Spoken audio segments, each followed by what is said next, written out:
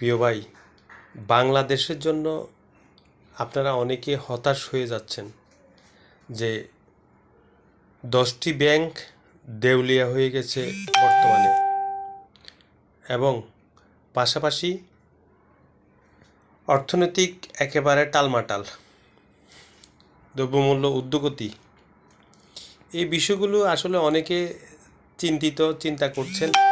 তো আমি বলছি আসলে চিন্তার কিছু না। কেন বলছি সেটি একটু বুঝাই বলছি। আমি এই জন্যই বলছি, বাংলাদেশের অবস্থা শ্রীলঙ্কার চেয়ে অনেকটা ভালো আছে। বাংলাদেশের অবস্থা আপনার আফগানিস্তান থেকে অনেকটা ভালো আছে।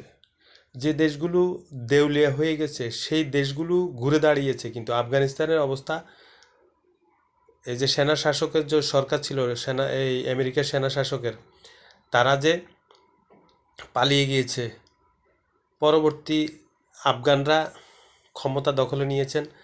আফগানরা কিন্তু ভালো কাজ করছেন ইতিমধ্যে, এবং কি দেশ বুঝিয়ে নেওয়ার পরের পর থেকে আফগানরা উন্নয়নের শিখরে পৌঁছতেছেন আস্তে আস্তে, অল্প অল্প করে।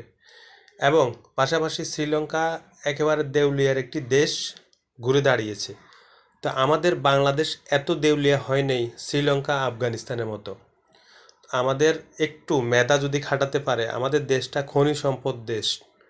আমাদের দেশে এমন কোনো কিছু নেই যে